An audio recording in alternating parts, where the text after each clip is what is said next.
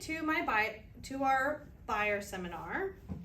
I am Ellen, and I've been a realtor with Pearson Smith Realty for about 5 years, and before that was Coldwell Banker. I am here with Rhoda. She's with NFM Lending. I have John here with Housemasters, and Kat is with Allied Title. And we're gonna go ahead and learn the ins and outs so we can get you prepared to buy a house in the near future. This is just a little bit about me. I grew up in Northern Virginia in Falls Church and moved to Fauquier like 10, 11 years ago. Have a whole bunch of animals, goats and chickens and bunnies, and I have kids and grandkids. And I love to eat out. And I volunteer for the fire department. I have helped quite a lot of people in Northern Virginia, and I have a few really nice words from my clients. The secrets for a stress-free purchase is knowing where you want to go, how much you want to spend within reason of your budget, and working and being flexible. Also being patient, because it's not a one day looking at a house and the next day buying it. There is a process, and we'll get you through it. So for the next hour or so, probably less, we'll go through the pre-approval process, how to look for homes, financing options that Rhoda will talk to you about, how to make an offer, the EMD, which is earnest money deposit, home inspection, John will go through that, the appraisal process, that is a third party. I don't have control over that, lender doesn't, nobody has control over that, but I talk directly with them when they go through the house. Processing and closing day. So when you're looking for a home, you definitely want to know where you want to be. And I like to tell my clients, go to some open houses, go check out the neighborhood, look to see, is this a nice neighborhood during the day? Is it still nice in the evening? So it's great to go check it out, scope it out, not a problem. And do you need 2 bedrooms? Do you need 3 bedrooms? Is a kitchen really important? Bathrooms, those sort of things.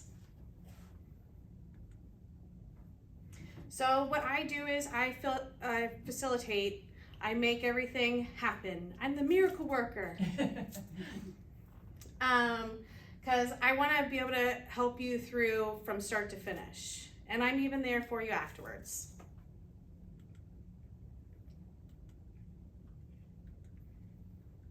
And now I will let Rhoda go through it.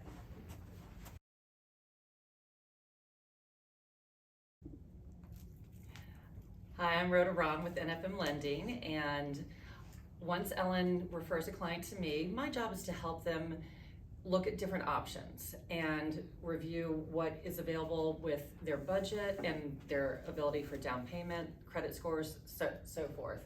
I don't recall the next slide, but choosing a lender, well, that's easy, choose me. Bank versus broker, it used to be, I think, a more prevalent difference, but with newer laws, there's less differences, but at the same time, you do want to vet the person that you're working with. You want to make sure that you're working with an experienced lender. The application, I can take those over the phone. I can do that. Most people do choose to do it online because they can do it when they're at home in their pajamas and don't have to worry about their coworkers overhearing them on the phone telling me their personal information. Pre-approval is very easy. We go through that as far as options for you. Credit, if there are issues with credit, we do have ways of talking with you and helping you to improve your credit scores if that's what's necessary. Closing costs are something that we are upfront with and share an estimate as soon as you're pre-approved. And as far as down payment, you were saying earlier you had some questions. Yeah, actually, I was wondering, do I need 20% for a down payment? So the great thing is no, you don't. There are a lot of loan options, some that even require no down payment. The best loan option is a VA loan, which, as it should be, thank you for your service. And there are also FHA loans and VHDA loans, which allow for a second trust or even a grant to help pay the remainder of the down payment.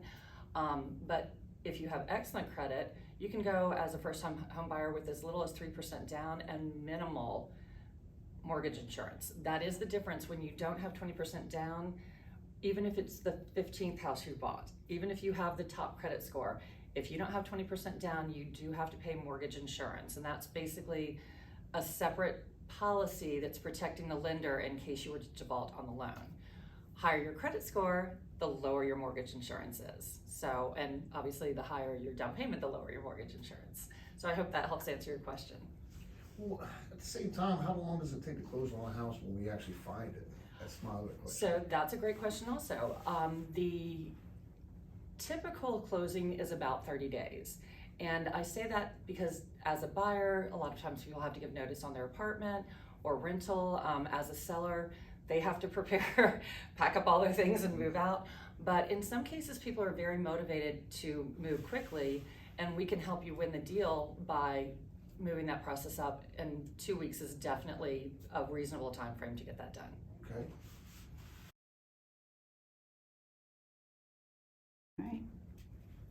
Good afternoon, I'm John Murray with Housemaster Home Inspections, here to try and talk to you through the home inspection process. First off, we'll start out with what's the difference between appraisal and a home inspection, because we both look at the house. An appraiser is looking at the house to determine the value of the house, the comps that they have out there, and what's going on. Is the house the right size, listed as the right size? Is the house in decent condition, right? So they're doing it from a perspective of the lender and how to protect the lender. A home inspector comes in, and what the home inspector does a completely different in-depth look at the house from the roof through the foundation, all right? They're gonna start looking at the roof, figuring out the age of the roof, the condition of the roof. They're gonna go up in and look at the chimney and make sure the chimney's in great shape if there happens to be one. They're gonna go then on into the attic and look at the attic to ensure that's where you really see what's going on with a roof. Because you look at a roof on a house, looks really cool outside. You get inside, oh, I got water over here, I got damaged sheathing over here, things of that nature. Then they come down into the envelope of the house. Then the home inspector is going to go through, they're going to open and close doors, they're going to open and close windows. They're going to check receptacles to make sure they're wired properly. They're going to check switches to make sure they understand what all the switches turn on and off within the house. They're going to check the piping to make sure that your supply lines in your plumbing are in good shape and they operate correctly. I've had one just last week. The cartridge was in reversed. So when you hopped in the shower and you turned it on, it went to hot water, then it went to cold water. So that's the things that a home inspector's looking at, making sure that... I'm sorry, can I Yes. ask a quick question about Sure. opening and closing windows? And this is a personal question. My house is 25 years old, and sometimes when I open a window that hadn't been open in a long time, the little like plastic rubber seal thing. Yes, the has- weather stripping. Yeah, has like dry rotted and it kind of like It'll falls call down. off. You can replace that. So would it be better to just rip those off before you show off? Before you show a home, Before you show off. it would probably be better to take those off and replace them. Because you can buy them. I mean, I wouldn't see it if it was gone. But yeah, it's better to replace them. And the same thing, I thought you were going to ask about retention springs. Because when we open them, a lot of times they'll do what we call guillotining, which means you open the window up and then you take your hands off it and it slams down. Or you open a window and you release the lock and the upper sash comes slamming down. That's the most dangerous because you typically got your fingers like this. So after a while you learn to put a hand on the upper window when you unlock the lower windows. Or if you're doing two locks, you'll put a fingers against it to press it while you're unlocking it so you don't guillotine that upper window. So those are the kind of things that we look for. And if we tilt them in to make sure those tilts, because retention springs on windows look perfect and they may hold a window perfectly as long as it's both up. But as soon as you release those tilts and you bring it in, one side, the retention spring might be damaged, and all of a sudden the window tilts. So that's what we do that for. We tilt them in to be able to see if the retention springs are working properly. That makes sense. And we go through, we're checking the plumbing, we're checking the drains to make sure they don't, leak throughout the house. And we get to the kitchen and we start checking the appliances out. We're gonna look at the range to make sure the anti-tip bracket's there. We're gonna check the range to make sure that all 4 or 5 of the burners work, that the oven compartment does a bacon broil, and check all of that through its processes. We're gonna check the microwave to make sure it's working. We're gonna check the vents. We're gonna check the convenience lights to make sure they all work. And then we're gonna go downstairs, we're gonna look at water heater, we're gonna look at HVACs, we're gonna give you ages on the HVACs, give you design life, what's left in the life of the object, whether the vents are proper for it, if it's a gas water heater or a gas furnace, to make sure you're not getting carbon monoxide into the house, looking at the vents to make sure they're exiting the house properly. So a home inspector does hundreds of items that he looks at. He will grade hundreds of items in your report. He will be there for a good length of time. And then we, it depends on the size of the house. Yeah, actually, I have a question. How long does it take how long does an inspection take? Standard home inspection, 2,500 square foot, 2.5 hours. That's it. And that's dependent upon the number of questions that the buyer asks. So I can actually ask questions. You can ask questions all day long. You I can didn't know follow that. them around. You can go Okay. places. The only place that we ask that you don't go is in the attic, Why because is that? the risk of one person falling through the ceiling is good enough. We don't need multiples. Gotcha. So I'll completely understand. yeah, so we do that. It just kind of is a risk limiter. I also, in most cases, don't like the client being on the roof with me, but I will not stop them if they want to go walk the roof. Wow. Okay. Mighty dangerous. Yeah, and that's the thing. But it has a lot to do with the pitch on the roof. If it's a really high pitched roof, then I'll kind of ask them not to, because again, one person up there that can slide off it and fall down 20 feet's bad enough. You don't need two. So, going through it, and at the end of all the home inspections, I put all the pictures on a computer and we walk through them. So that's a time for the buyer to have questions. If they're off doing other things during the inspection, they're going to see every picture anyway, and they're going to be able to ask me questions about those pictures. So it's really a time for the person to be in the house and spend their time looking at the house that they want, but it's also time for an education. I look at my home inspections far more as educational opportunities than anything else, teaching them how to maintain their house, what's going on with their house, things of that nature. Well, beside the windows and stuff, what are the most common issues you see other than that? Well, number one, on the outside, it's caulk, right? Most people don't understand that brick and stone siding sucks the moisture out of caulk. So those have to be caulked twice as regular as a hardy plank or a vinyl sided house. A lot of it is vinyl siding. You'll see where the HVAC refrigerant line goes in through the vinyl siding. Well, the putty around that refrigerant line will deteriorate, and you'll have a hole there, which will allow pests and water infiltration into the house. So those need to be puttied up and set. Vinyl siding gets damaged a lot by lawnmowers, throwing stones. And all of a sudden you got a hole in your vinyl siding because the stone got thrown against the vinyl siding and damaged it.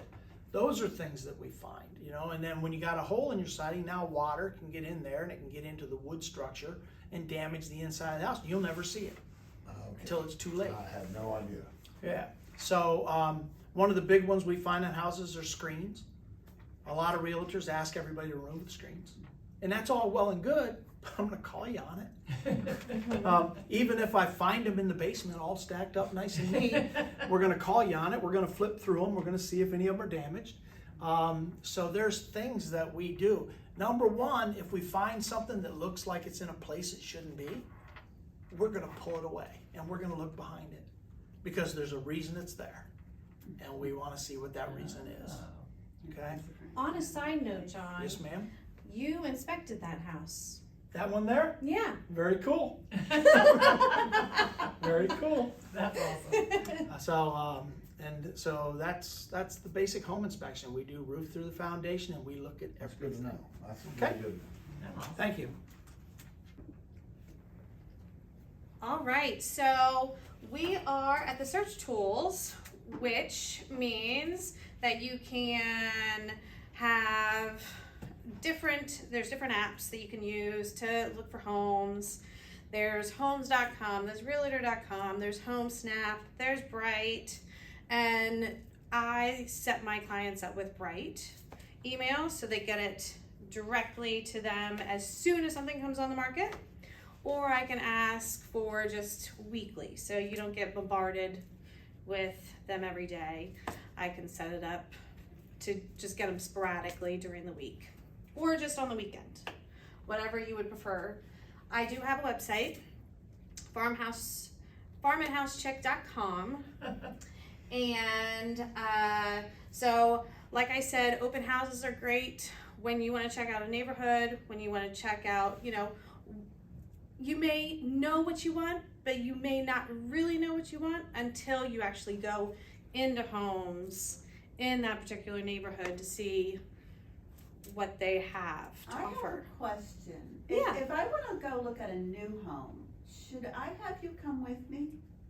That is a really good question. So, I am happy to go with you, but before you go, just know that it's a good idea for me to go ahead and call them or email them and let them know to expect you, because most of the time you got to make an appointment, and you do want to be represented.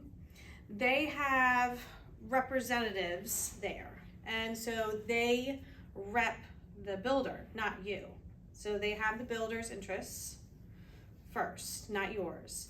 So just to protect yourself and a big investment, I am more than happy to help you.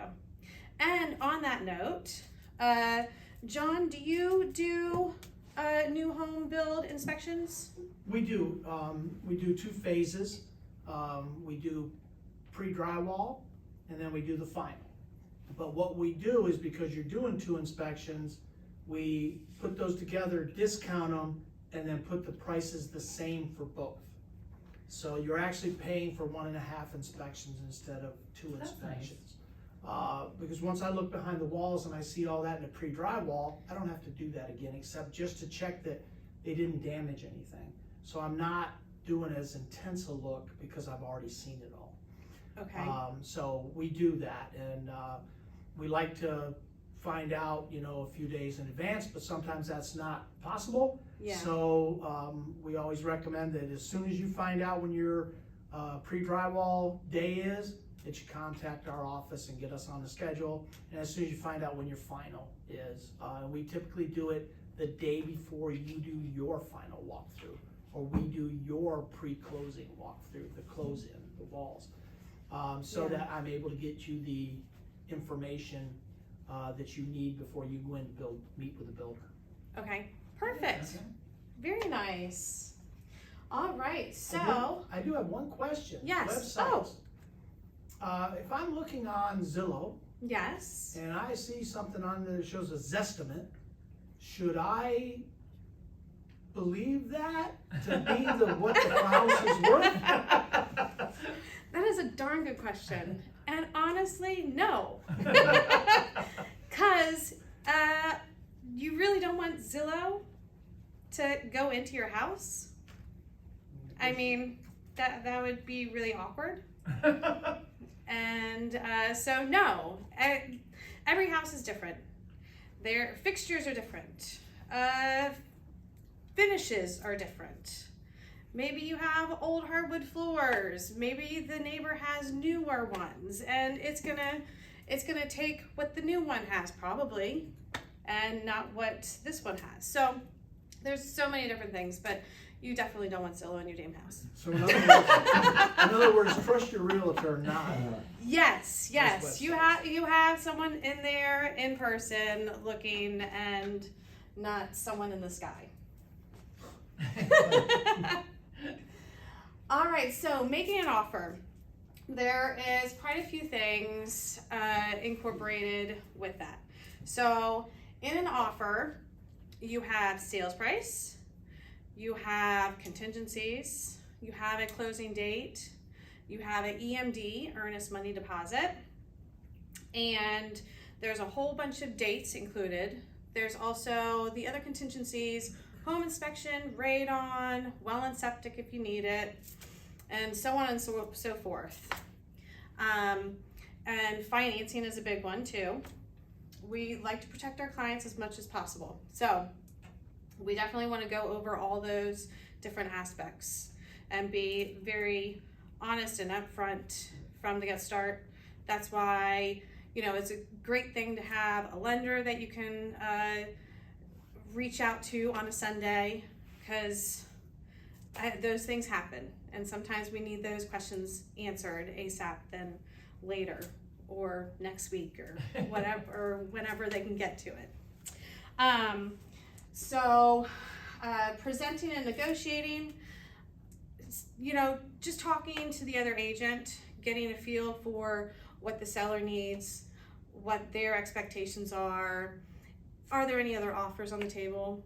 Right now, people are getting, 8, 12 offers. Sometimes they're not getting.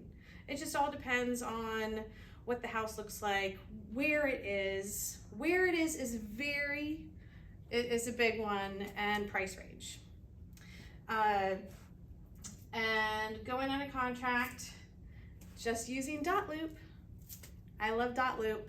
Oh, so you don't have to sit down and sign things in person? No. Not unless you want to hang out.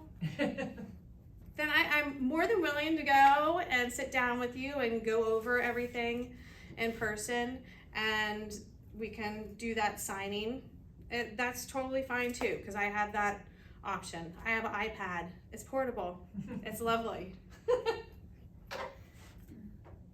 Now, so how I said there's deadlines. So for contingencies that I mentioned, home inspection, radon, appraisal, financing, well and septic, and so on and so forth, those all have dates and deadlines. So in the contract, it'll say, okay, home inspection, we'll do that, between 5 and 10 days. Sometimes sellers really want to have it 3 days, but most of the time that is not feasible. And so just having those dates and deadlines, I'm always gonna say, okay, we're ready, or are you ready? And my main job is to communicate with all people involved.